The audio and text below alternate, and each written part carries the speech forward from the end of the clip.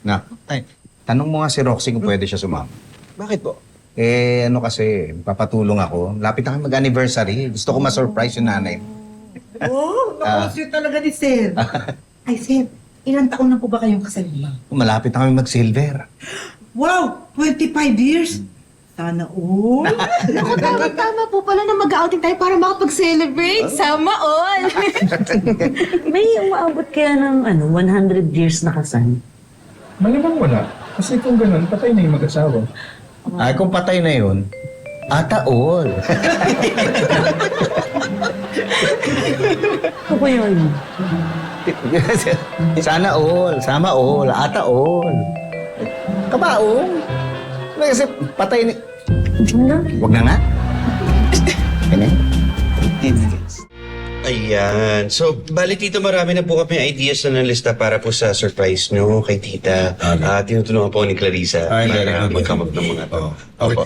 Naisip ko kasi, parang maganda dinner sa may beach. Kasi ang ganda ng beach nila dito, di ba? Oo. Di ba? Gusto ng nanay mo yan eh. Opo, isa nga po yan sa options namin ni Kuya. Oh, Talaga? Oo. Di sige, ano na natin? Tuloy na natin yan. Tapos, huwag nyo kalimutan maglagay ng mga flowers. Marami Damihan nyo. Tapos ilaw para maliwanag. Okay. Kami. Sige po, noted po yan tito. Tapos Sige. ano po? Wine. Wine, okay, noted. Sige, siset up po namin yan dito. Huwag po kayo mag-alala. At saka ano nga pala, Ano po?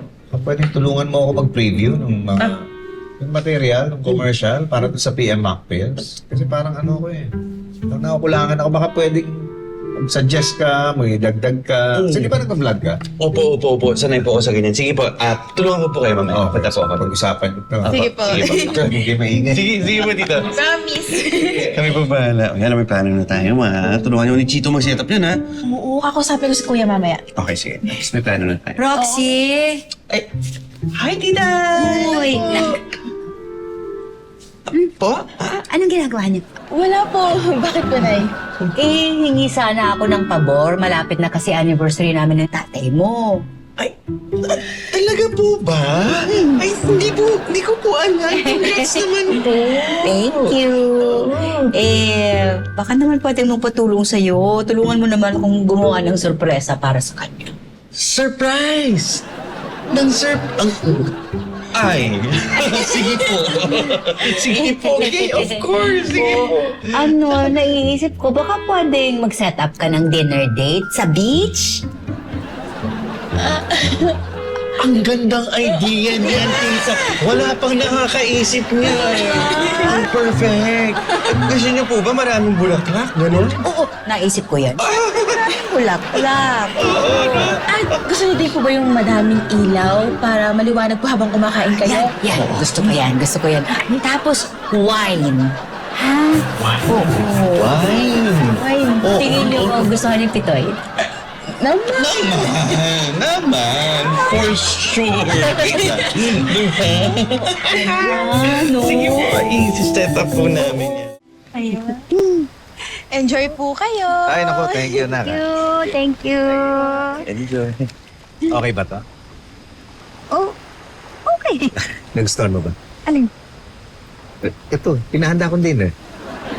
Ay, hindi. Ako ang nagpahanda nito sa kanila.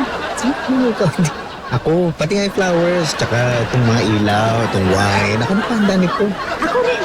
Nag-request ako sa kanila para sa'yo. Hindi ako nag-request eh. Ako. Roxy, sabihin mo nga dito kung sino nagpahanda nitong dinner. Siya ba o ako? Siya o... Actually, kayong dalawa po yung nag-isip nito. Surprise!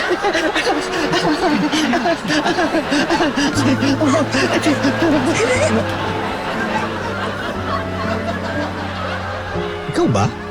Ako. Hindi. Akala ko ako. Ako. Hindi ikaw na. Thank you.